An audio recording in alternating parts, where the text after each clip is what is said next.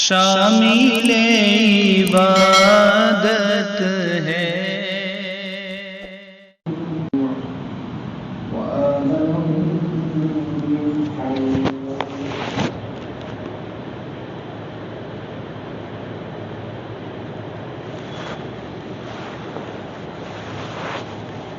الحمد لله نحمده ونستعينه ونستغفره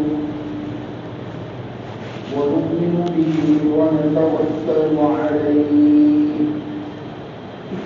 ونعوذ بالله من شرور أنفسنا ومن سيئات أعمالنا من يهده الله فلا مضل له ومن يضلل فلا هادي له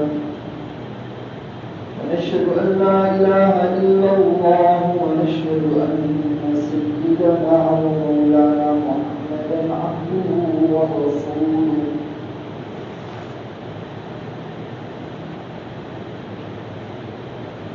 بزرگان محترم اور نوجوانان اسلام، اللہ رب العزت کا بےحد احسان ہے، اس نے ہمیں اس بابرکت مجلس میں بیٹھنے کی توفیق عطا فرمائی۔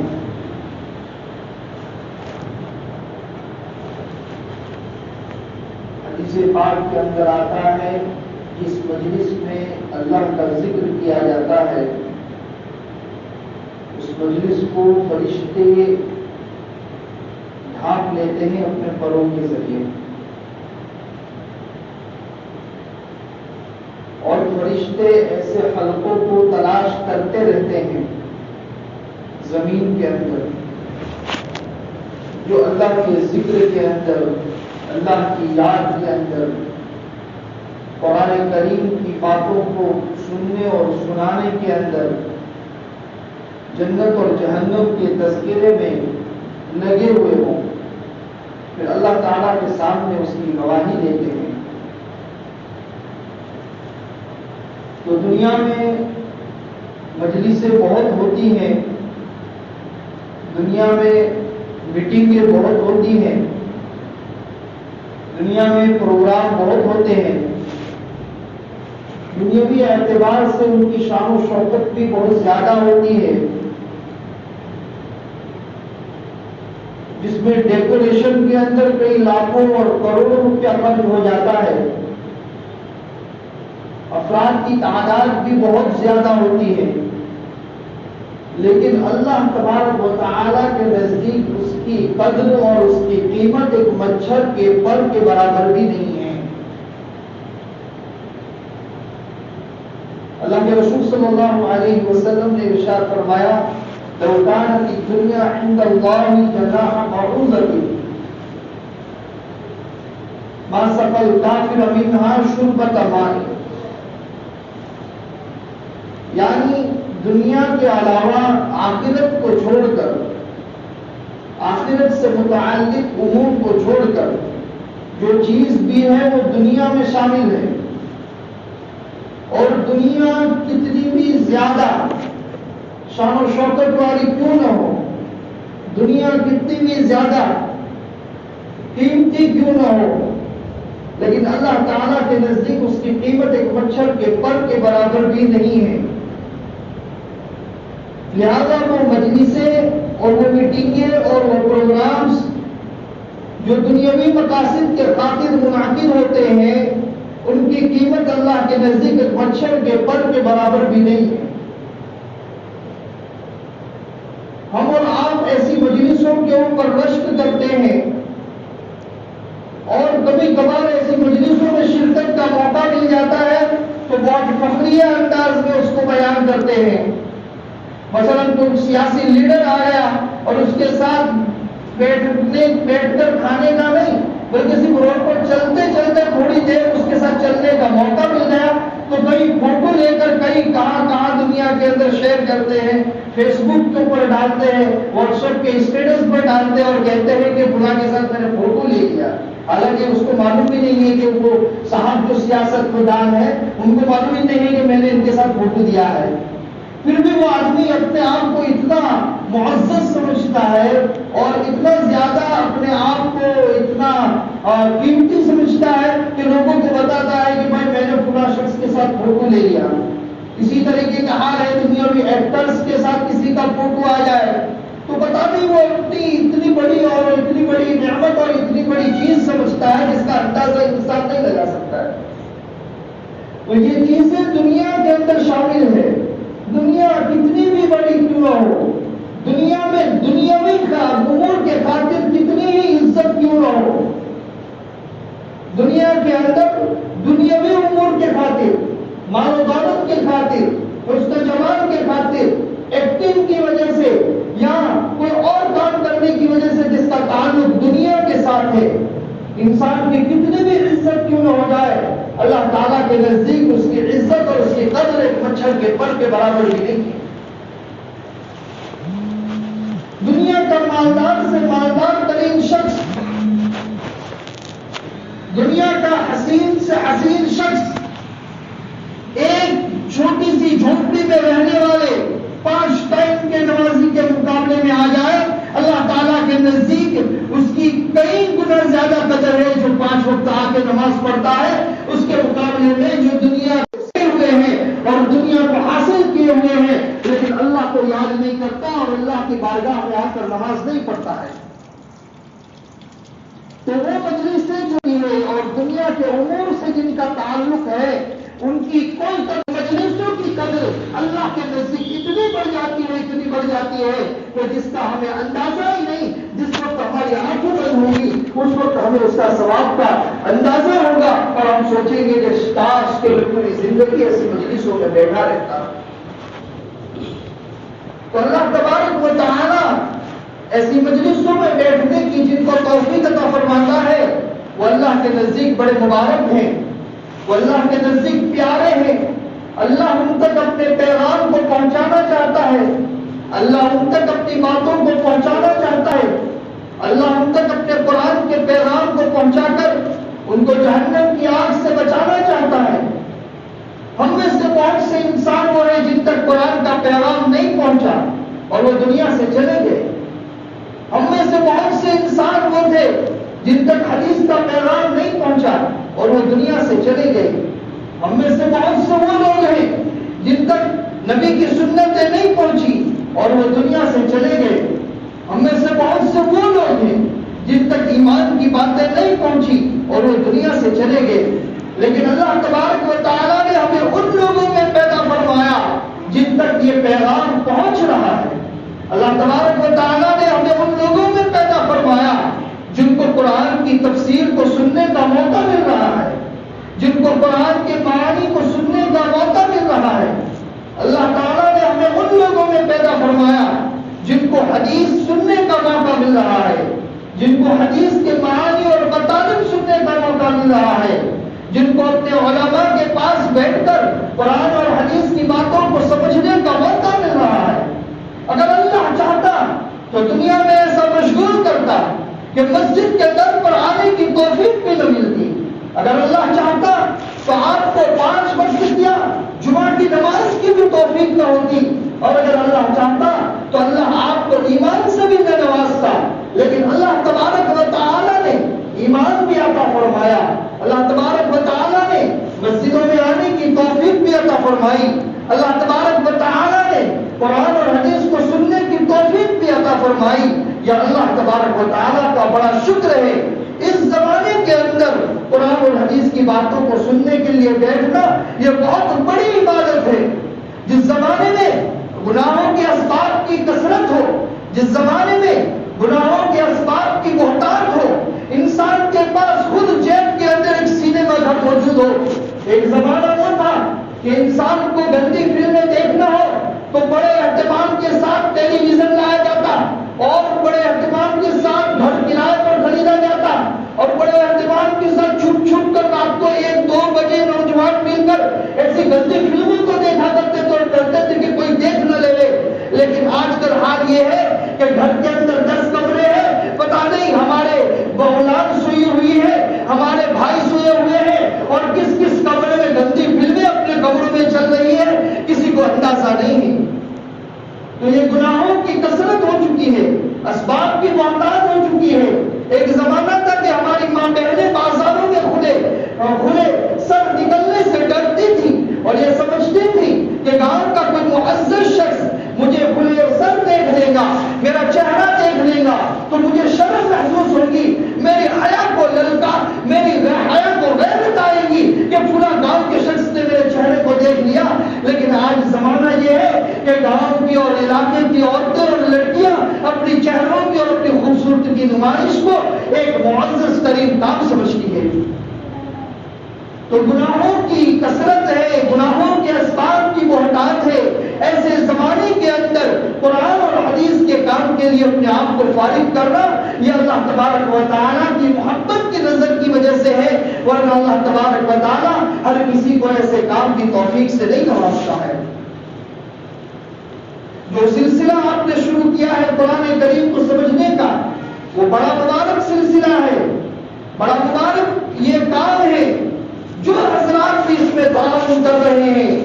جو حضرات بھی اس میں آ کر شریک ہو رہے ہیں، کچھ نہیں صرف قرآن کے معانی کو سن لیا ہوگا، شاید قیامت کے دن ایسی مجلسوں میں بیٹھنے کی وجہ سے بھی اللہ تبارک و تعالیٰ ہمارے لیے مغفرت کا اعلان کر سکتا ہے۔ ایک ہی ان کے اندر، ان مجلسوں کے اندر ہونے والی باتوں کو سنیں اور اس کے اوپر عمل پیدا ہو، یہ تو فائدہ ہی فائدہ ہے۔ اور ایسے شخص کے بارے میں تو قرآن بھی گواہی دیتا ہے، ایسے شخص کے بارے میں قرآن ثابت ہے کہ جو شخص قرآن کی باتوں کو سنے گا اور عمل کرے گا اس کے لیے جنت واجب ہو جائے گی۔ لیکن اگر صرف مجلس میں بیٹھ گیا اور عمل کی توفیق نہیں بھی ہوئی تو قیامت کے دن ایسی مجلسوں میں بیٹھنے کا جو ثواب اسے حاصل ہوگا اللہ تبارک و تعالیٰ کے نزدیک، تو وہ سوچے گا کہ کاش کہ میں روزانہ ایسی مجلسوں میں بیٹھا کرتا اور ایسی مجلسوں میں بیٹھ کر قرآن اور حدیث کی باتیں سنا کرتا۔ قرآن کریم 1400 سال سے زائد عرصے سے ہمارے پاس موجود ہے۔ آج ہم سب کے پاس موبائل موجود ہے، ہم جانتے ہیں، ہمارے پاس ایک اپلیکیشن ہے واٹس ایپ کے اوپر لوگوں کے میسیجز آتے ہیں۔ رات میں میسج آیا 2 بجے اور نیند بجی اور نیند کے اندر معلوم ہوا کہ کوئی میسج آیا ہے تو فوراً موبائل کھول کے ہم دیکھتے ہیں کہ کس کا میسج آیا ہے۔ صبح کے اندر جب اٹھے سب سے پہلے دعائیں بھی نہیں پڑھی، ابھی منہ بھی نہیں دھویا، لیکن موبائل کھول کے چیک کر لیا کہ کس کا میسج آیا ہے۔ نماز سے فارغ ہوئے، ابھی اللہ کے سامنے دعا اور استغفار میں مشغول ہونا تھا، لیکن موبائل کھول کے دیکھ لیا کہ کس کا میسج آیا ہے۔ تو قرآن کریم یہ بھی میسج ہے اللہ کی طرف سے، قرآن کریم یہ بھی اللہ کی طرف سے میسج ہے۔ اور میسنجر یعنی نبی اور پیغمبر یہ فارسی لفظ ہے، یعنی پیغام کو لانے والا، اسی کو انگلش زبان میں کہتے ہیں میسنجر، یعنی میسج کو اللہ کے پاس سے امت تک پہنچانے والا۔ یہ میسنجر کے ذریعے قرآن کریم کا پیغام 1400 سال کے زائد عرصے سے ہمارے پاس موجود ہے، لیکن ہمیں اس کو کھول کر سمجھنے کی ہمیں توفیق نہیں ہو رہی تھی کہ وہ اللہ جس نے پیدا کیا، وہ اللہ جس نے آسمان اور زمین بنایا، اس نے حضرت جبرائیل علیہ السلام کے ذریعے نبی پاک صلی اللہ علیہ وسلم پر کون سا پیغام امت کے لیے اتارا ہے۔ شاید کاش کہ میں اس کو کھول کے پڑھ لوں اور اس کے اندر موجود پیغام کو سمجھوں کہ میرا خالق اور میرا مالک میرے پیدا کرنے کا مقصد اس میں کیا بیان کر رہا ہے۔ تو اللہ تبارک و تعالیٰ سے ہم اتنے غافل ہو گئے، شیطان نے ہمیں دنیا کے امور میں اتنا غافل کر دیا کہ جس نے پیدا کیا تھا اس نے اپنے پیدا کرنے کا مقصد بیان کرنے کے لیے ایک شخصیت کو بھیجا، نبی پاک صلی اللہ علیہ وسلم کو بھیجا، اس کی زندگی کو بھی ہم نے نہیں پڑھا، اور ایک کتاب کو بھیجا جس کے اندر پوری باتیں بیان کر دی اور زندگی گزارنے کا طریقہ بیان کیا، لیکن ہم نے اس کتاب کو بھی نہیں پڑھا۔ اگر مارکیٹ میں کوئی مشین نہیں بنائی جائے تو کمپنی کی طرف سے ایک گائیڈ کے طور پر ایک بک اس کو دی جاتی ہے اور کہا جاتا ہے کہ اس مشین کو چلانے میں آپ کو کوئی دقت پیش آئے تو اس بک کے ذریعے آپ اس مشین کو ہینڈل کر سکتے ہیں، اس مشین کو چلا سکتے ہیں، اس مشین کو بند کر سکتے ہیں، اس کو طرح طرح سے اس سے استعمال کر سکتے ہیں. تو اللہ تبارک و تعالیٰ نے یہ دنیا بنائی, اللہ تبارک و تعالیٰ نے یہ سمندر اور زمین بنائے, اللہ تبارک و تعالیٰ نے یہ انسان بنائے, اور اس انسان کو جینے کا طریقہ اور اس انسان کے اعضاء کو استعمال کرنے کا طریقہ یہ قرآن کریم کے اندر بیان فرمایا. اب اگر ہم اپنی زندگی جینے کا طریقہ دنیا کے لوگوں میں تلاش کریں گے تو ہم ناکام ہوں گے, دنیا میں بھی ناکامی ہوگی اور آخرت میں بھی ناکامی ہوگی. دنیا میں کیا طریقہ سکھایا جاتا ہے؟ عورتوں کو ننگی کر دیا گیا, عورتوں کے لباس کو اتار دیا گیا, مردوں کے لباس کو بےہودہ بنایا گیا, مردوں کے بالوں کو جانوروں جیسے بنا دیے گئے, مردوں کا لباس ایسا بے شرم اور بے حیا بنا دیا گیا جس کا کوئی اندازہ نہیں. تو اگر دنیا داروں کا لباس دیکھیں گے ہم بھٹک جائیں گے, دنیا داروں کے عورتوں کو دیکھیں گے ہماری عورتیں بے حیا اور بے شرم ہو جائیں گی, دنیا داروں کے سروں کے بال دیکھیں گے ہم جانوروں جیسے معلوم ہوں گے, دنیا داروں کی زندگی دیکھیں گے ہم دنیا کے اندر ہلاک اور برباد ہو جائیں گے. لیکن اگر جس خالق نے پیدا کیا اس خالق کی کتاب کو دیکھ کر اپنی زندگی کو سنواریں گے, اللہ تبارک و تعالیٰ دنیا کے اندر بھی سکون عطا فرمائے گا اور آخرت میں بھی سکون عطا فرمائے گا. میں نے آپ حضرات کے سامنے قرآن کریم کی ایک سورت پیش فرمائی, ایک آیت قرآن کریم کی ایک سورت کی تلاوت کی. اس سورت کو ہم کب سے پڑھ رہے ہیں, کتنا عرصہ ہو گیا ہم نے اس سورت کو پڑھا, لیکن کبھی ہمارے دل کے اندر یہ جذبہ پیدا نہیں ہوا کہ ہم اس سورت کے معنی کو سمجھے, اس سورت کے مطلب کو سمجھے. لیکن اللہ تبارک و تعالیٰ نے ہمیں اتنی توفیق عطا فرمائی کہ ہم اس کے جاننے والوں کو ملا کر ہم اس کے معنی کو سمجھ رہے ہیں. اللہ تبارک و تعالیٰ اس عمل کو جاری و ساری رکھے, لیکن اس عمل کے اندر استقامت ہونی چاہیے. ایسا نہیں کہ بھائی آدھا سال, ایک سال ہم نے کام کر لیا اور اس کے بعد ہم نے کام چھوڑ دیا, اس کے بعد ہم نے قرآن کریم کی تفسیر کو سننا چھوڑ دیا اور ہم نے کہا کہ بھائی اب تو قرآن کریم کی تفسیر کو سن لیا, اب سننے کی ضرورت نہیں ہے. بلکہ ہمیشہ ہمیشہ کے لیے ہمیں یہ رکھنا ہے کہ جس طریقے سے قرآن کریم کی تفسیر کا جو عمل شروع ہوا ہے وہ ہماری زندگی کے آخری دم تک ہم اس میں شریک ہوتے رہیں گے اور اس میں بیٹھتے رہیں گے. قرآن کریم کی ایک سورت آپ کے سامنے پڑی, اس سورت کا نام ہے سورہ قریش,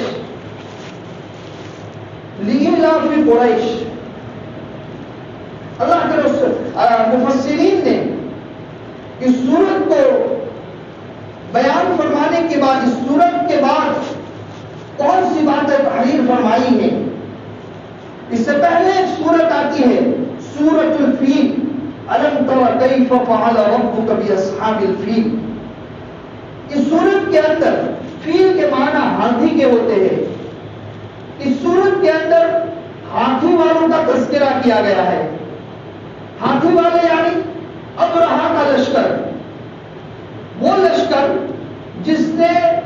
اللہ تبارک و تعالیٰ کے گھر کے اوپر چڑھائی کرنے کا ارادہ کیا تھا, بیت اللہ کے اوپر چڑھائی کا ارادہ کیا تھا اور بیت اللہ کو توڑنے کا ارادہ کیا تھا. تو اللہ تبارک و تعالیٰ نے اس لشکر کو ناکام کیا. کس طریقے سے ناکام کیا کہ اس کے اوپر پرندے بھیجے ابابیل کے ذریعے, ابابیل نام کے چھوٹے چھوٹے پرندے بھیجے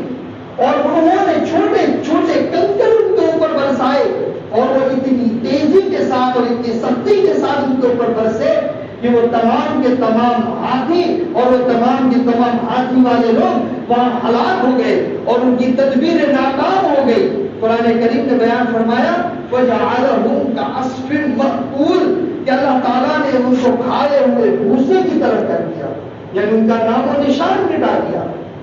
اب یہ قریش اور عرب کے اندر, قریش خاص طور پر قبیلے قریش کے ساتھ اور خاص طور پر یہ عرب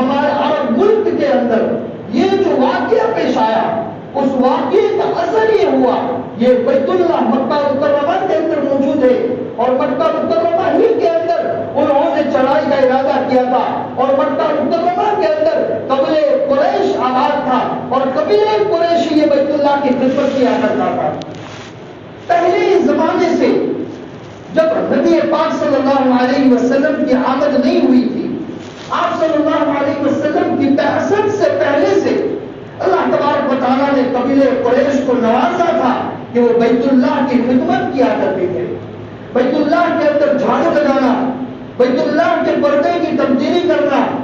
بیت اللہ میں آنے والوں کے لیے پانی کا انتظام کرنا، بیت اللہ میں آنے والوں کو زائرین کے طواف کرنے والوں کے لیے ان کی ضیافت کرنا، ان کے رہنے سہنے کا انتظام کرنا، یہ قبیلے قریش کو حاصل تھا. اب چونکہ ابرہا نے اس پر چڑھائی کا ارادہ کیا اور اللہ تبارک و تعالیٰ نے آسمانی لشکر کے ذریعے اس کو ہلاک کر دیا، برباد کر دیا، اور پورے علاقے کے اندر، پورے عرب ممالک کے اندر یہ بات مشہور ہو گئی کہ قریش کے ساتھ اللہ تبارک و تعالیٰ کا خاص تعلق ہے، اوپر والے کا خاص تعلق ہے. ان کے ساتھ کوئی اگر برائی کا ارادہ کرتا ہے، بیت اللہ جہاں وہ موجود ہے اس کے ساتھ کوئی برائی کا ارادہ کرتا ہے، اللہ تبارک و تعالیٰ اپنا لشکر بھیج کر ان کو ہلاک اور برباد کر دیتا ہے. تو قبیلے قریش کے اوپر اللہ تبارک و تعالیٰ نے خصوصی احسان فرمایا، اسی کو اس سورت کے اندر بیان فرمایا گیا. عام مفسرین نے اس کو بیان فرمایا کہ لإیلاف قریش یہ سورہ فیل ہی کا حصہ ہے. مصحف عثمانی کے سے پہلے حضرت عثمان رضی اللہ تعالیٰ عنہ نے ایک قرآن کو جمع فرمایا. حضرت عثمان رضی اللہ تعالیٰ عنہ سے پہلے، ان کے جمع کرنے سے پہلے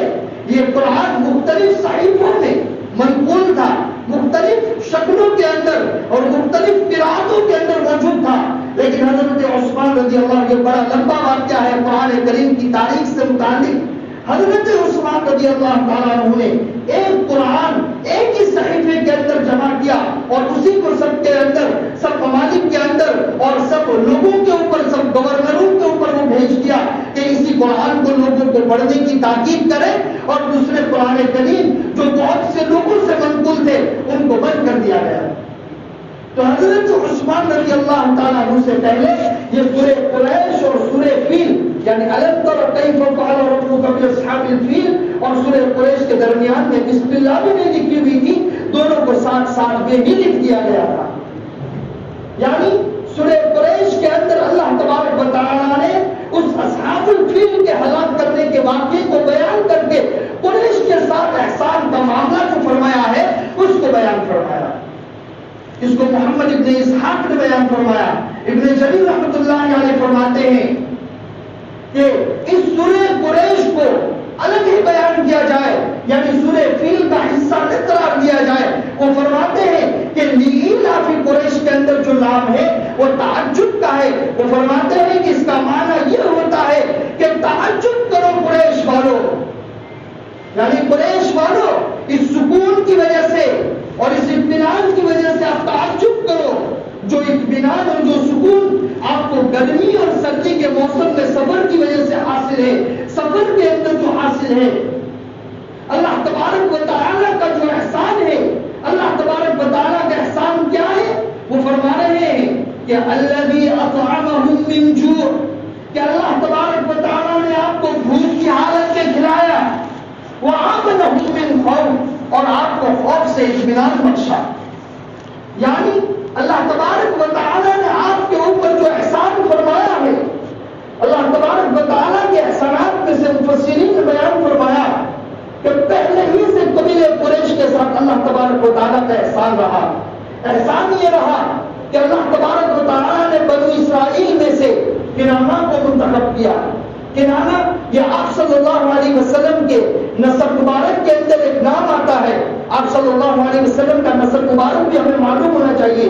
محمد بن عبداللہ بن عبد المطلب بن ہاشم بن عبد المناف بن قصي بن كلاب بن مرة بن كعب بن لؤي بن غالب بن فهر بن مالك بن نور بن كنانة بن خزيمة بن مدركة بن إلياس بن مضر بن نزار بن معد بن عدنان.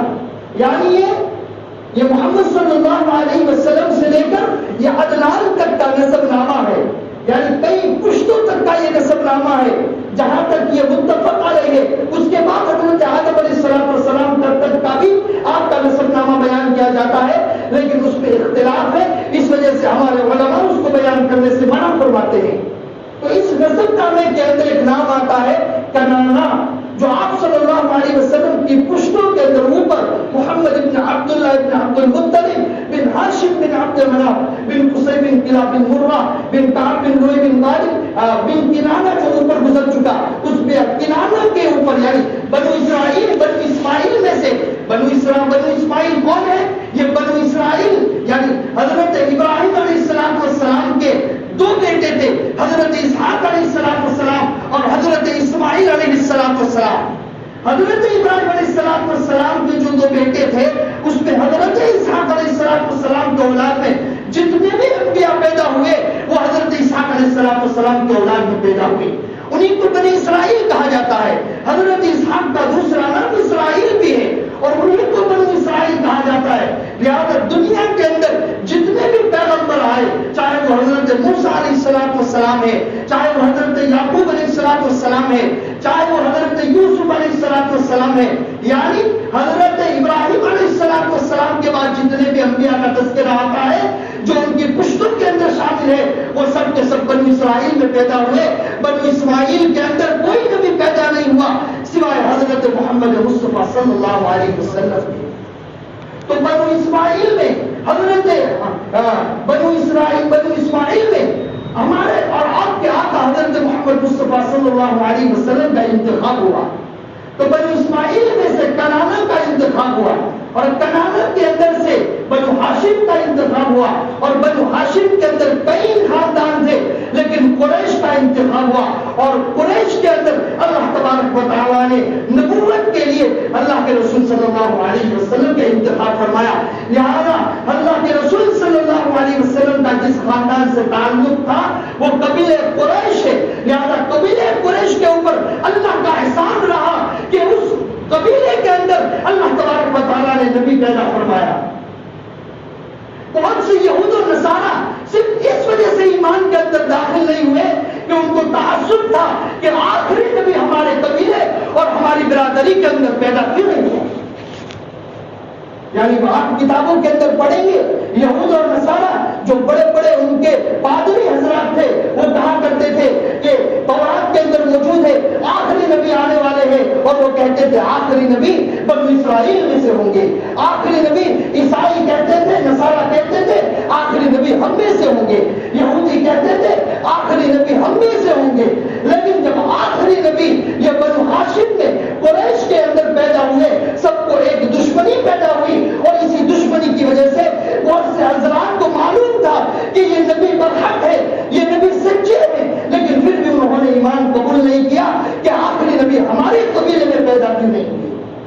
تو یہ بغیر مانگے بغیر سوال کیے اللہ تبارک و تعالیٰ نے قبیلے قریش کے ساتھ یہ احسان فرمایا کہ ان کے قبیلے کے اندر قبیلے قریش کے اندر اللہ تبارک و تعالیٰ نے آخری نبی حضرت محمد مصطفیٰ صلی اللہ علیہ وسلم کو پیدا فرمایا۔ لیکن انہوں نے کیا کیا؟ اللہ تبارک و تعالیٰ کی جو سب سے بڑی نعمت، اللہ تبارک و تعالیٰ نے جو سب سے بڑی نعمت بعثت نبوی کے طور پر عطا فرمائی، قرآن کریم کے دوسرے مقام پر فرمایا لقد من اللہ علی المؤمنین اذ بعث فیہم رسولا منہم، کہ مومنین کے اوپر اللہ نے احسان کیا۔ دنیا کے اندر اللہ تبارک و تعالیٰ نے ہمیں آنکھیں دی، ہم کو زمین دی، آسمان دیا، ہم کو بہت ساری چیزیں دی، لیکن اللہ نے قرآن کریم کے اندر کبھی احسان نہیں جتلایا کہ میں نے انسان کو یہ دیا یہ دیا۔ لیکن جب نبی کو مبعوث فرمایا، نبی کو دنیا کے اندر بھیجا، اللہ تبارک و تعالیٰ نے احسان جتلایا لقد من اللہ، کہ اللہ نے احسان فرمایا ہے مومنین کے اوپر کہ انہی میں سے ایک رسول بھیجا جو ان کے پاس آیت کی تلاوت کرتا ہے اور ان کا تزکیہ کرتا ہے۔ لیکن انہوں نے کیا کیا؟ انہوں نے اللہ کے رسول اللہ تبارک و تعالیٰ کی اس نعمت کی ناقدری کی، نافرمانی کی۔ قرآن کریم کے دوسرے مقام کے اوپر موجود ہے وَضَرَبَ اللَّهُ مَثَلًا قَرْيَةً آمِنَةً مُطْمَئِنَّةً يَأْتِيهَا رِزْقُهَا رَغَدًا مِنْ كُلِّ مَكَانٍ فَكَفَرَتْ بِأَنْعُمِ اللَّهِ فَأَذَاقَهَا اللَّهُ لِبَاسَ الْجُوعِ وَالْخَوْفِ بِمَا كَانُوا يَصْنَعُونَ۔ سورہ قریش کے اندر موجود ہے الَّذِي أَطْعَمَهُم مِّن جُوعٍ، یعنی اللہ تعالیٰ نے ان کو بھوک کی حالت میں کھلایا اور خوف کی حالت میں امن دیا۔ لیکن جب نعمت کی ناقدری ہوئی، تب نعمت کی ناقدری ہوئی جب اللہ کے رسول کو مبعوث کیا گیا۔ پورے منظر کو سمجھیے پہلے کہ پہلے اللہ تبارک و تعالیٰ نے قبیلہ قریش کو امن دیا، اطمینان دیا۔ کیسا امن اور اطمینان؟ آپ عرب کی تاریخ کو پڑھیے، اگر کوئی قافلہ تجارتی شکل کے اندر تجارتی ساز و سامان کے لے کر بزنس کے لیے کسی ملک اور کسی علاقے کی طرف سفر کرتا تھا، شاید ان باعث ایسا ہوتا تھا کہ وہ کامیاب ہو کر لوٹے، راستے میں اس کو لوٹ لیا جاتا تھا، وہ کامیاب ہو کر نہیں لوٹتا تھا۔ لیکن اللہ تبارک و تعالیٰ نے قبیلہ قریش کو یہ اعزاز عطا فرمایا، یہ عزت عطا فرمائی۔ کیوں عطا فرمائی؟ اس لیے کہ بیت اللہ کی خدمت کرتے تھے، بیت اللہ کا ساتھ ان کے ساتھ تھا، اور رب نے سورہ فیل کے واقعے کو بیان فرما کر اور سورہ فیل کے اندر جو واقعہ ابرہا کے لشکر کو ہلاک کر کے پورے لوگوں کو بتا دیا تھا کہ قبیلہ قریش کو تم مت چھیڑنا ورنہ اوپر والا تمہارے ساتھ بدلا لے گا۔ تو جہاں کہیں بھی جاتے تھے ان کو کوئی نہیں چھیڑتا تھا۔ جیسے کہ عام معمول ہے، اگر آپ مسجد کے امام ہیں، آپ مسجد کے معاون ہیں،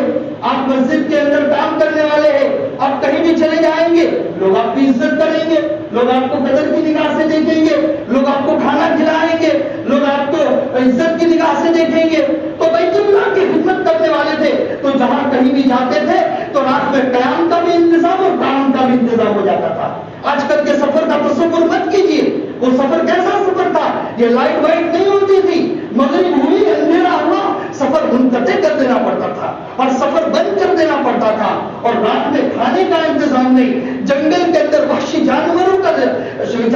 سے ڈر، رات میں پانی کا جہاں پر ہم پہنچے ہیں وہاں پر پانی موجود ہے یا نہیں ہے اس کا ڈر، وہاں پر کھانا موجود ہے یا نہیں ہے اس کا ڈر، ان تمام کے موجود ہونے کے بعد یہ ڈر کہ وہاں کے لوگ، وہاں کے ڈاکو لوگ، وہاں کے رہزن لوگ ہمارا سامان نہ لوٹ لے اور ہماری جان کو ہلاکت کے اندر نہ ڈال دے۔ لیکن قریش کے ساتھ اللہ کا یہ احسان تھا کہ وہ کہیں بھی چلے جاتے تھے اور وہ دور دور کا سفر کرتے تھے۔ اسی سفر کو بیان فرمایا گیا کہ رحلۃ الشتاء والصیف، یعنی گرمی اور جاڑے کے اندر وہ سفر کرتے تھے۔ وہ ملک شام کا سفر کرتے تھے، ملک شام ٹھنڈا ملک ہے، عرب کے اندر جب گرمی زیادہ ہوتی تھی وہ شام چلے جاتے تھے، اور عرب کے اندر زیادہ ٹھنڈی ہو گئی تو وہ یمن چلے جاتے تھے، اور شام اور یمن کے دور دور کے سفر کرتے تھے، لیکن ان کو کوئی تکلیف نہیں ہوتی تھی، آرام کے ساتھ، سکون کے ساتھ، اطمینان کے ساتھ وہ اس سفر کو پورا کرتے تھے، اور وہ آرام کے ساتھ وہ راتوں کے اندر قیام بھی اچھے سے کر لیتے تھے،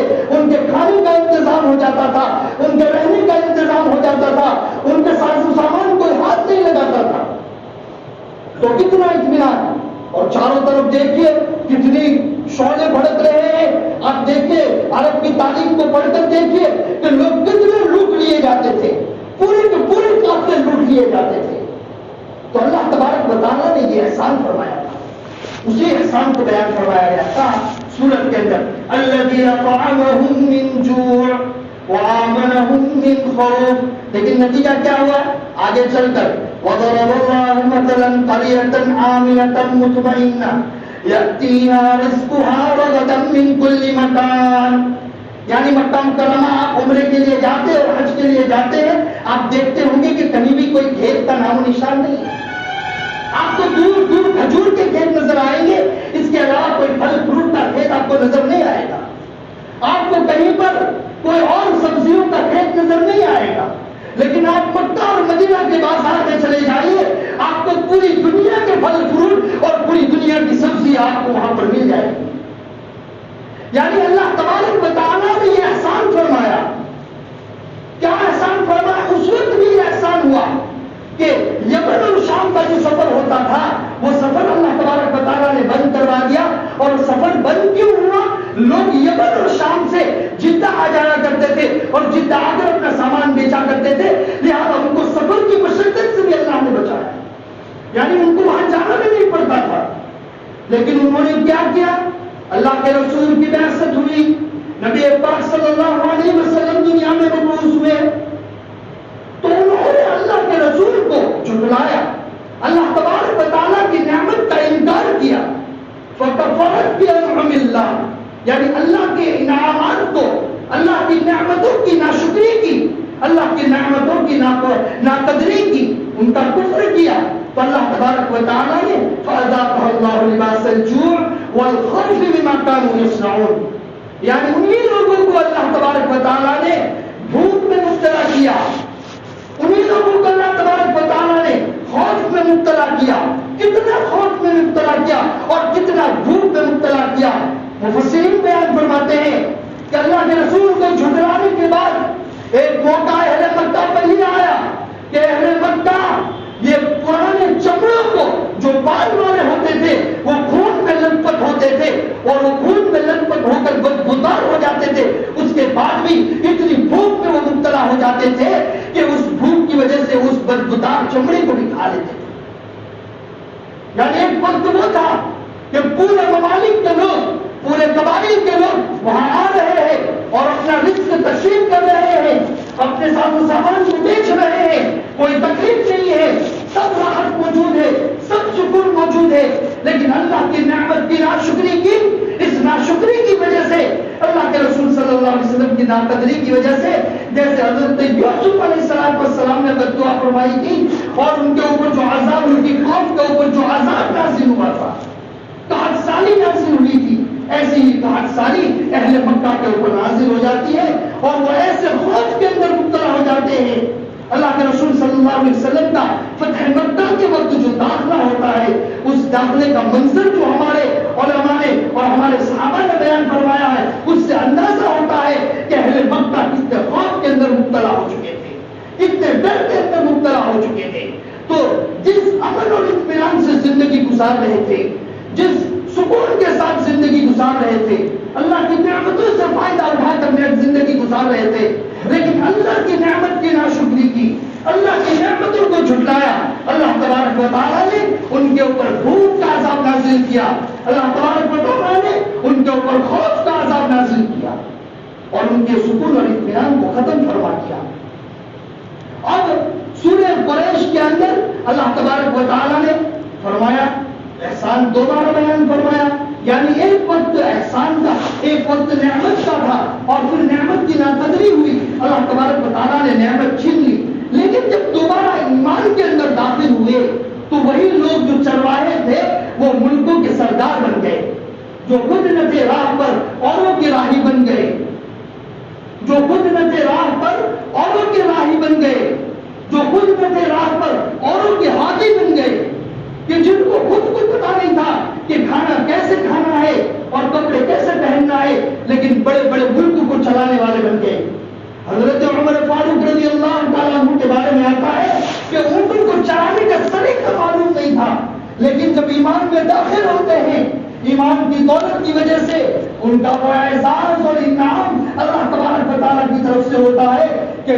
سب سے بڑی زمین کے وہ حاکم بن جاتے ہیں اور بہترین طریقے سے عدل و انصاف کے ساتھ اسلامی حکومت کو بڑھاتے ہیں اور اسلامی حکومت کو چلاتے ہیں.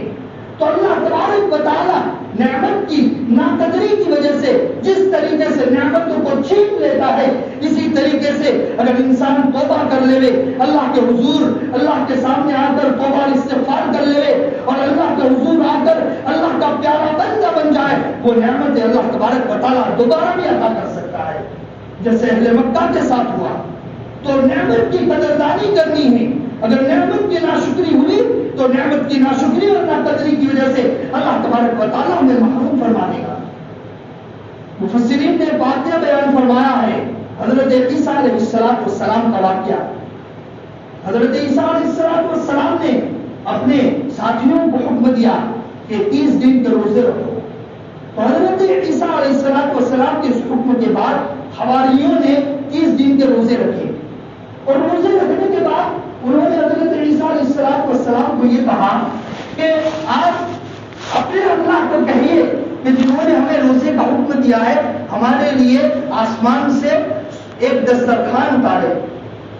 وانزل علینا مائدۃ من السماء, جو سورہ مائدہ کے اندر جو تذکرہ ہے, جو دسترخوان تھا وہ آسمان سے اتارے. تو ان کے اوپر دسترخوان اتارا گیا اور انہوں نے کھانا شروع کیا. اللہ تبارک و تعالیٰ نے فرمایا تھا کہ کھانا دسترخوان پر رہ کر جتنا کھانا کھاؤ, لیکن گھر لے جانے کی اور اس کو اسٹاک کرنے کی اجازت نہیں. لیکن حواریوں نے کیا کیا, کسی نہ کسی ہیلے سے اور کسی نہ کسی بہانے سے اس کو اسٹاک کرنا شروع کر دیا. اللہ تبارک و تعالیٰ نے پھر ان کا کھانا بند کر دیا, آسمان سے کھانا اترنا بند ہو گیا. اور جو کچھ بھی اترتا تھا وہ حضرت عیسیٰ علیہ السلام کے قوم کے اندر جو بالکل غریب لوگ تھے ان لوگوں کے لیے اترتا تھا اور امیر لوگوں کو اس سے محروم کر دیا گیا. اب اللہ تبارک و تعالیٰ نے جو یہ نعمت اتاری تھی یعنی روزے رکھے گئے اور روزے رکھنے کے بعد اللہ تبارک و تعالیٰ نے انہوں نے درخواست کی کہ اللہ ہمیں آسمان سے دسترخوان اتار کر اس سے کھانا کھلا. تو اللہ تبارک و تعالیٰ نے دعا کو قبول فرمائی اور دعا قبول فرمانے کے بعد حضرت اللہ تبارک و تعالیٰ نے ان کو نعمت سے نوازا اور ان کو کھانا کھلایا. لیکن جب نعمت کی ناقدری ہوئی ناشکری ہوئی اللہ تبارک و تعالیٰ نے ان کا کھانا بند کر دیا. اور کھانا بند نہیں کیا صرف کھانا ان کا بند نہیں ہوا ایک دن رات میں سوئے ہوئے تھے سب کی صورتیں خنزیروں کی جیسی بنا دی. یعنی اللہ تبارک و تعالیٰ نے نعمت عطا فرمائی تھی اس نعمت کی ناشکری کی ناقدری کی اللہ تبارک و تعالیٰ نے نعمت سے محروم فرما دیا اور پھر سخت عذاب کے اندر مبتلا کیا. اسی کو آیت کریمہ کے اندر بیان فرمایا گیا لئن شکرتم لازیدنکم اگر تم نعمت پر شکر کرو گے میں نعمت میں اضافہ کروں گا. ولئن کفرتم اگر تم نعمت کی ناشکری کرو گے ان عذابی لشدید میرا عذاب بڑا سخت ہے. یعنی یہ سخت عذاب کے اندر مبتلا کر دیا گیا. تو اللہ تبارک و تعالیٰ نے ہمیں جو یہ نعمت عطا فرمائی ہے یہ صحت عطا فرمائی ہے اللہ تبارک و تعالیٰ نے جو ہمیں سکون عطا فرمایا ہے اللہ تبارک و تعالیٰ نے جو ہمیں اطمینان عطا فرمایا ہے. آپ دیکھیے بہت سے لوگ دنیا میں بستے ہیں ان کو صبح شام کا کھانا کھانے کے لیے کتنی محنت کرنی پڑتی ہے ان کو سکون سے زندگی گزارنے کے لیے کتنی محنت کرنی پڑتی ہے. لیکن اللہ تبارک و تعالیٰ نے ہمیں کھانا بھی کھلایا اللہ تبارک و تعالیٰ نے ہمیں سکون اور اطمینان کی زندگی بھی دی ہے. اگر ہماری طرف سے ناشکری ہوئی اور ناقدری ہوئی پتہ نہیں کب یہ سکون خوف کے اندر بدل جائے اور یہ کب یہ اطمینان بے اطمینانی میں بدل جائے اور یہ کب یہ سیرابی سے کھانا کھانا اور شکم سے ہو کر کھانا کھانا یہ بھوک کے اندر بدل جائے. اللہ تعالیٰ کے عذاب کو کوئی روکنے والا نہیں ہے. لاکھوں روپیہ بینکوں میں ہونے کے باوجود انسان ایک بوتل پانی کے لیے ترستا ہے. آپ لوگوں کو معلوم ہوگا ابھی آپ ہی حضرات امداد لے کر پہنچے تھے کوکن کے لوگوں کے لیے. کیا ان لوگوں کے پاس نہیں ہے؟ ہمارے بہت سے رشتے دار بھی کوکن میں بستے ہیں ہمارے بہت سے جاننے والے بھی کوکن میں بستے ہیں. ان کے بینک بیلنس کروڑوں روپیہ ہے اور بہت بڑی تعداد میں ان کے پاس مال و دولت موجود ہے. لیکن وہ حالت پیدا ہو گئی کہ ایک بوتل پانی کے لیے رونا پڑا ایک روٹی کھانے کے لیے رونا پڑا. ہم اس کو عذاب نہیں کہتے ہیں لیکن اگر اللہ کسی کو محتاج کرنے پر آ جائے اس کو کوئی روکنے والا نہیں ہے. اللہ کسی کو بھوک سے مارنے پر آ جائے اس کو کوئی روکنے والا نہیں ہے. اس لیے اس اطمینان سے بیٹھنے کی ہمیں قدر کرنی ہے اس سکون والی زندگی کی قدر کرنی ہے. اور قدر کیسے کرنی ہے؟ اپنی مسجدوں کو آباد کرنا ہے اپنی مسجدوں کو نمازوں کے ذریعے آباد کرنا ہے اپنی زندگی کو سنت کے مطابق گزارنا ہے اپنے نبی کی سنتوں کو اپنی زندگی میں داخل کرنا ہے اللہ کے رسول صلی اللہ علیہ وسلم کے بتائے ہوئے طریقے پر چلنا ہے. یہی ہماری اللہ تبارک و تعالیٰ کی دی ہوئی زندگی کی قدردانی ہے. اگر ہم نے اس کی قدردانی نہیں کی اگر ہم نے ناشکری کی جیسے قبیلے قریش کے اوپر عذاب آ سکتا ہے جیسے حضرت عیسیٰ علیہ السلام کی قوم کے اوپر عذاب آ سکتا ہے حضرت موسیٰ علیہ السلام کی قوم پر عذاب آ سکتا ہے ہم پر بھی عذاب آ سکتا ہے. اللہ ہمیں بھی عذاب میں مبتلا کر سکتا ہے. اس لیے ضرورت ہے اللہ تبارک و تعالیٰ کی دی ہوئی نعمتوں کی قدردانی کرے. اسی کو قرآن کریم کی سورت کے اندر بیان فرمایا گیا اے قریش تعجب کرو تمہارے ساتھ جو سکون اور اطمینان کا معاملہ ہوا ہے تم اس سفر کو سکون اور اطمینان سے سفر کرنے کو پر تعجب کرو. دوسرے لوگ تو بے اطمینانی کے اندر موجود ہے دوسرے لوگ تو جھگڑے کے اندر موجود ہے لیکن اللہ تبارک و تعالیٰ نے آپ کو سکون عطا فرمایا ہے. لہذا کیا کرو اس کعبہ اس رب کی اس بیت اللہ کے رب کی عبادت کرو جس بیت اللہ کی وجہ سے تمہاری عزت دنیا میں ہو رہی. اگر تم نے اس بیت اللہ کے رب کی عبادت نہیں کی تو اللہ تبارک و تعالیٰ پھر تم پر عذاب نازل کرے گا. جیسے کہ آج آپ دیکھیے عرب کا کیا حال ہے. آج عرب کے اندر بہت سی چیزیں عرب جو 313 کے لشکر کو لے کر 1000 کے لشکر کو ہرا سکتا تھا جو عرب ملک کو لے کر لاکھوں کی تعداد کے لشکر کو ہرا دیتا تھا، آج اس کے پاس اپنی آرمی موجود نہیں ہے، وہ امریکہ کے آرمی کے اوپر جی رہا ہے۔ یہ کیوں ہوا؟ یہ اللہ کی نعمتوں کی ناقدری ہوئی ہے۔ مدینہ کے اندر سینما گھر کھولے جا رہے ہیں، وہاں کی عورتوں کو ڈرائیونگ کی اجازت مل گئی، وہاں کی عورتوں کو بے حجاب رہنے کی اجازت مل گئی، وہاں کی عورتوں کو بہت سی آزادیاں مل گئی۔ مدینہ کے اندر اور دوسرے ریاض کے اندر، جدہ کے اندر تو سینما گھر کھل چکے ہیں، لیکن اب مدینہ کے اندر بھی حضرت مفتی تقی عثمانی صاحب دامت برکاتہ العالیہ نے بیان فرمایا 6 سینما گھر مدینہ میں بھی کھل گئے۔ اس لیے آپ کتنے محتاج بننا ہے یہ ہم نہیں جانتے ہیں۔ آپ جانتے ہیں ہمارے کتنے مسلم ممالک پر ظلم ہوئے، فلسطین میں ظلم ہوا، ہمارے افغانستان میں اب تک ظلم ہوتا رہا، عراق میں ظلم ہوا، مصر کے اندر ظلم ہوا، ایسے کتنے ممالک کے اندر ظلم ہوا۔ کیا عرب کے اندر اتنی طاقت نہیں تھی کہ وہ کسی ملک کے سامنے آ کر کھڑا ہو جاتا اور یہ کہتا کہ اس ملک کے اوپر ظلم کرنا بند کرو؟ لیکن اللہ تبارک و تعالیٰ نے ان سے وہ طاقت چھین لی ہے، ان کے پاس وہ طاقت اب موجود نہیں ہے جو صحابہ کے دور کے اندر موجود تھی۔ اب وہ امریکہ کے اسلحوں کے اوپر اپنی زندگی گزار رہا ہے۔ اگر امریکہ یہ اعلان کر دے کہ اس پر ہم قبضہ کرنا چاہتے ہیں تو ان کے اندر اتنی طاقت نہیں ہے کہ ان کو روک لے۔ اسی طریقے سے آتا ہے قرب قیامت میں ایک وحشی آئے گا اور بیت اللہ کی ایک ایک اینٹ کو توڑے گا، وہ اسی طریقے سے ہوگا۔ یعنی کسی میں اتنی طاقت نہیں ہوگی کہ اس وحشی کو آ کر روکے۔ لہذا ضرورت ہے ہم اللہ کے نعمتوں کی شکر گزاری کریں۔ اللہ نے جو یہ ہمیں مسجد عطا فرمائی،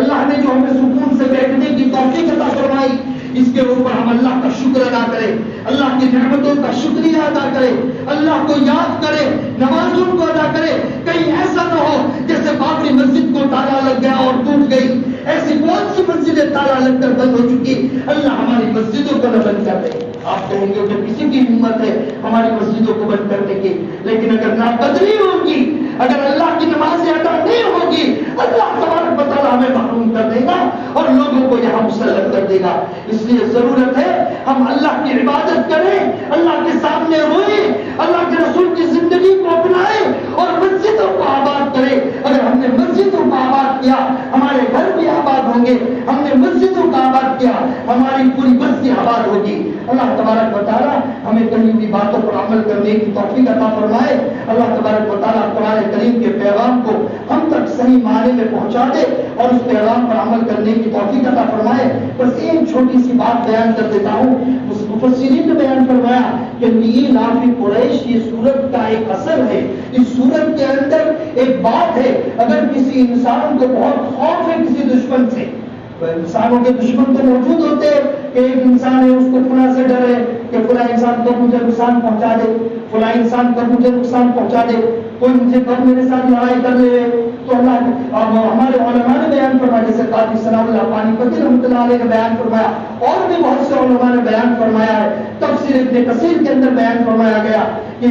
اس سورت کو پڑھتا رہے گا اللہ تبارک و تعالیٰ اس دشمن سے اس کو اطمینان عطا کر دے گا، اس دشمن کے اندر کی طاقت نہیں رکھے گا کہ وہ اس کو تکلیف پہنچائے اور اس کے ساتھ کوئی معاملہ کرے، اللہ تبارک و تعالیٰ اس کی حفاظت فرمائے گا۔ تو یہ سورت پڑھتے رہے۔ علامہ شاہ کشمیری رحمۃ اللہ علیہ کی کتاب کے اندر میں نے ایک مرتبہ پڑھا تھا کہ اگر کسی انسان کو کسی سے بہت خوف ہے، وہ ظہر کی نماز پڑھنے کے بعد سورہ قریش کو 5 مرتبہ پڑھے اور الذی اطعمہم من جوع وآمنہم من خوف کے اوپر اپنی شہادت کی انگلی کو کھڑا کرے اور ایسا سمجھے کہ وہ دشمن سامنے موجود ہے اور اس کی سینے کے اوپر کچور کے لگا رہا ہے۔ وآمنہم من خوف وآمنہم من خوف وآمنہم من خوف، اس طریقے سے 5 مرتبہ پڑھے گا، اللہ تبارک و تعالیٰ اس دشمن کے خوف سے اس کو نجات عطا فرما دے گا اور اس کو اطمینان نصیب ہو جائے گا۔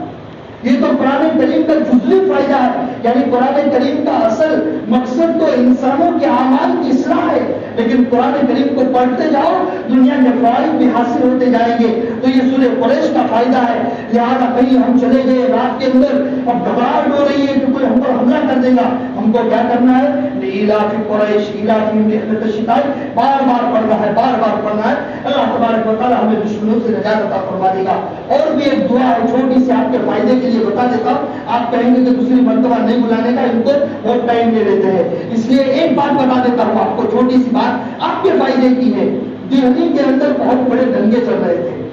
مرکز کے اوپر بہت حالات چل رہے تھے، مرکز ایک وقت ایسا تھا کہ مرکز کو خالی کرنا پڑا تھا، اتنے دنگے ہو گئے تھے دہلی کے اندر، یعنی غیروں نے اتنا فساد پھیلایا تھا کہ لوگوں کو اپنی جان کا خطرہ ہو چکا تھا، لوگ اپنے گھروں میں بند ہو چکے تھے۔ اس وقت مرکز کے خادم وہ چلے گئے بازار کے اندر سبزی خریدنے، اور سبزی خرید کر آرام سے لے کر آ گئے، اور وہ ایسا ہوتا تھا کہ ان کو یعنی شاید وہ جب دہلی کے اندر یہ سیکھوں کا قتل عام ہوا تھا، شاید اس وقت کے حالات تھے،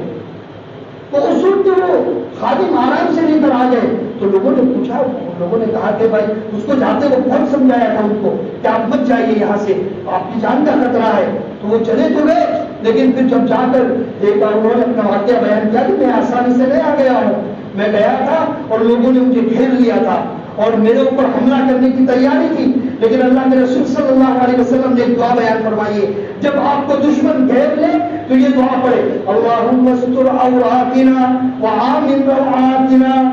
اللہم استر عوراتنا وآمن روعاتنا، کہ اس دعا کو بار بار پڑھتا رہے، اس دعا کی برکت کی وجہ سے وہ دشمن آپ کو کچھ نقصان نہیں پہنچائیں گے۔ تو انہوں نے اس خادم کو گھیر لیا تھا اور حملہ کرنے کے اوپر تھے، لیکن وہ زور زور سے دعا پڑھتے رہے، وہ لوگ گھبرا گئے کہ کون سا منتر پڑھ رہے، پتہ نہیں کون سا جادو کر دیں گے، وہ لوگ پورے کے پورے لوگ بھاگ گئے اور سکون اور اطمینان سے آ گئے۔ پھر وہاں حضرت جی مولانا یوسف صاحب رحمۃ اللہ علیہ غالباً انہوں نے پوچھا کہ آپ اس طریقے سے آگے، یعنی آپ کا آپ نے بڑا اچھا عمل کیا، فرمایا کہ آخری ایک دن بیان کے اندر اس بات کو بیان فرمایا تھا، اس کو میں نے پکڑ لیا اور اس کو میں نے اس کے اوپر عمل کر لیا۔ تو خوف کے اندر جب کبھی مبتلا ہو جائے تو یہ موقع کی مناسبت سے ایک دعا آپ کو میں نے بیان فرما دی، کہیں دنگے اور فساد ہو جاتا ہے اور ضرورت کے موقع کی وجہ سے آپ کو جانا پڑے، آپ پھنس گئے ہیں، آپ کو کون سی دعا پڑھنی ہے؟ ایک تو سورہ قریش پڑھنی ہے اور دوسری دعا اللہم استر عوراتنا وآمن روعاتنا، اگر آپ کو یاد نہیں رہتی ہے ہم مفتی صاحب کے ساتھ اس کو لکھ کر آپ تک پہنچا دیں گے، اس کو اپنے پاس رکھ کے موبائل میں رکھ کے، پتہ نہیں کب کون سے حالات پیدا ہو جاتے ہیں، ہم اپنی ماں بہنوں کو اپنے بچوں کو اس کو سکھلا کر رکھے کہ کبھی بھی اگر آپ کے ساتھ کوئی برے حالات پیدا ہوتے ہیں آپ اس دعا کو پڑھیے اور سورہ قریش کو پڑھیے، اللہ تبارک و تعالیٰ آپ کو نجات عطا فرمائے گا۔ لہٰذا ان دعاؤں کو ہمیں پڑھتے رہنا چاہیے اور سورہ قریش کو بھی اس طریقے سے پڑھنا چاہیے۔ اللہ تبارک و تعالیٰ قرآن کریم کی برکت عطا فرمائے، قرآن کریم کے اعمال کے اوپر بتائے ہوئے اعمال کے اوپر چلنے کی توفیق عطا فرمائے۔ اللہ تبارک و تعالیٰ بار بار ایسی مجلسوں میں بیٹھنے کی توفیق عطا فرمائے۔ آپ نے اتنا سارا وقت دیا تو میرا بھی فرض بنتا تھا کہ آپ کو کوئی اس کے اندر کوئی فائدے کی بات بتاؤ، پوری بیان فائدے کا ہی تھا، لیکن ایسا فائدہ جو آپ کو نظر آئے، اس لیے کہ جب تک وظیفہ میں بیان کیا جاتا ہے اور کوئی دعا میں بیان کی جاتی ہے تو لوگوں کو لگتا ہے کہ بیان کے اندر کچھ ہوا ہی نہیں ہے، اس لیے میں نے سوچا کہ آپ کو یہ فائدہ بیان کر دوں تاکہ آپ دوسرے عالم کے بیان کے اندر بھی اسی نیت سے شاید آتے رہیں گے کہ کوئی کام کی بات نکل آئے گی، اس لیے کہ دنیا کے اندر آپ سیکیورٹی کی تلاش نہیں کر سکتے، سیکیورٹی ہم کو ملنے والی نہیں ہے، لیکن یہ دعا پڑھ لیں گے تو اللہ کی سیکیورٹی مل جائے گی، اور بھی بہت سی حفاظت کی دعا ہے، انشاءاللہ موقع ملے گا تو میں آپ کو بتاؤں گا کہ ہفتے کے اندر یہ پڑھے، دن کے اندر یہ پڑھے، چھوٹی چھوٹی دعائیں ہیں، آپ ہمیشہ پڑھتے رہیں گے، کوئی آپ کا مال بیکا نہیں کرے گا، کوئی آپ کا مال باقا نہیں کرے گا، کوئی آپ کو نقصان نہیں پہنچائے گا۔ اللہ کے رسول نے ایسی ایسی دعائیں بیان فرمائیے، لہٰذا میں آپ کو کیا کیا بیان کروں، میں تو دل کرتا تھا اور بھی آپ کو بتا دوں، حضرت مفتی تقی صاحب عثمانی پر حملہ ہوا تھا، گولی چلی تھی، آپ کو معلوم ہے کہ چاروں طرف سے گولی چلی تھی اور چاروں طرف سے گولی چلنے کے باوجود مفتی تقی صاحب کو ایک بھی گولی نہیں لگی۔ ابھی ایک سال پہلے کا واقعہ ہے، حضرت مفتی تقی عثمانی صاحب جو چیف جسٹس ہے پاکستان کے اندر، بڑے مفتی صاحب ہیں، پورے عالم کے اندر ان کا چرچا ہے، یعنی اتنے بڑے مفتی ہیں کہ بہت سے ملکوں کے پریزیڈنٹ اور پیر ان سے مشورہ کرنے آتے ہیں اور ان کو باقاعدہ مشورہ کرنے کے لیے بلاتے، اتنا بڑا آدمی ہے اور ان کے کیا باتیں بیان کرو، تو ان کے اوپر گولی بار ہوا اور انہوں نے گولی بار کے اندر ایک بھی گولی ان کو نہیں لگی، انہوں نے بیان فرمایا اور گولی چل رہی تھی، انہوں نے اسی وقت ان کو پوچھا ان کی اہلیہ کو کہ آپ نے دعائے عرض پڑھی تھی؟ ان کی اہلیہ نے کہا کہ پڑھی تھی۔ بچوں نے پڑھی تھی؟ کہا کہ پڑھی تھی۔ تو بچوں نے بھی دعائے انس پڑھی اور دعائے انس کا پورا ایک واقعہ ہے، آپ کو سناتا ہوں کون سی دعائے انس ہے۔ بسم بسم الله الخير الأسماء بسم الله الذي لا يضر مع اسمه أذى بسم الله الكافي بسم الله المعافي بسم الله الذي لا يضر مع اسمه شيء في الأرض ولا في السماء بسم الله على نفسي وديني بسم الله على أهلي ومالي وولدي بسم الله على ما أعطاني الله ربي لا أشرك به شيئا الله أكبر الله أكبر الله أكبر وأعز وأجل وأعظم مما أخاف وأحذر عز جارك وجل ثناؤك ولا إله غيرك. یہ دعائیں آنے سے اب اس کو پڑھ لینے کی وجہ سے دنیا کے اندر آپ کو کوئی صبح میں پڑھ لیے شام تک آپ کو کوئی نقصان نہیں پہنچا سکتا. یہ دعائیں آنے سے اور یہ دعائیں انس حضرت انس رضی اللہ تعالیٰ عنہ کو اللہ کے رسول صلی اللہ علیہ وسلم نے بیان فرمائی تھی اور اس دعا کی برکت کی وجہ سے حضرت انس کی اولاد کے اندر بھی بہت برکت ہوئی. حضرت انس رضی اللہ تعالیٰ عنہ کے مال کے اندر بھی بہت برکت ہوئی. حضرت انس رضی اللہ تعالیٰ عنہ کی اور اولاد اور مال اور اولاد کے اندر مال کے اندر اور عمر کے اندر بہت زیادہ برکت ہوئی. ان کی عمر بہت زیادہ بیان کی جاتی ہے یعنی 150 سال سے بھی زیادہ ان کی عمر بیان کی جاتی ہے. ان کی اولاد اتنی ہوئی کہ کئی 20 اولادوں کو انہوں نے اپنے ہاتھوں سے دفنایا. 100 سے زائد اولادوں کو انہوں نے اپنے ہاتھوں سے دفنایا. اور اپنے یہاں دیکھتے ہیں کہ کوئی بھی پھل سال میں 1 مرتبہ آتا ہے لیکن ان کے یہاں کھجور سال میں 2 مرتبہ لگتی تھی اسی دعا کی برکت سے. لہٰذا یہ دعا ہم صبح میں پڑھ لیں گے تو اولاد میں بھی برکت. اب کہیں گے نہیں چاہیے ہم دو ہمارے دو برابر ہے زیادہ اولاد نہیں چاہیے. بھائیوں یہ غلط ہے. اگر مسلمانوں کو حکومت کرنی ہے ہندوستان پر اولاد کے اندر اضافہ کرنا پڑے گا. یہ ہندوستان کے دوسرے لوگوں کی ان کی باتوں میں مت آؤ کہ ہم دو ہمارے دو برابر ہے. جو کہتے تھے ہم دو ہمارے دو برابر ہے کورونا کے اندر ان کے اندر ٹھکانے آ گئی کہ 2 بیٹے تھے اور ایک بیٹے کا انتقال ہو گیا. ایک بیٹا بیمار پڑا ہے وہ بھی بیمار پڑا ہے کوئی خدمت کرنے والا موجود نہیں ہے. وہ کانوں میں کہہ رہے ہیں کہ کاش کہ ہم اور بھی اولاد پیدا کرتے کاش کہ ہماری خدمت کرتی. لہٰذا یہ اولاد میں بھی برکت ہوگی مال میں بھی برکت ہوگی عمر میں بھی برکت ہوگی. اللہ تبارک و تعالیٰ عمر میں بھی برکت عطا فرمائے گا. لہٰذا اور بھی بہت ساری دعائیں ہیں. اللہ تبارک و تعالیٰ ہمیں دین کی باتیں اور قرآن کی باتیں جتنی بیان کی جائے کم ہے. لہٰذا وقت کی قلت کی وجہ سے میں اپنی بات کو اسی پر ختم کرتا ہوں. اللہ تبارک و تعالیٰ ہمیں کہیں بھی باتوں پر عمل کرنے کی توفیق عطا فرمائے. وآخر دعوانا الحمد للہ رب العالمین.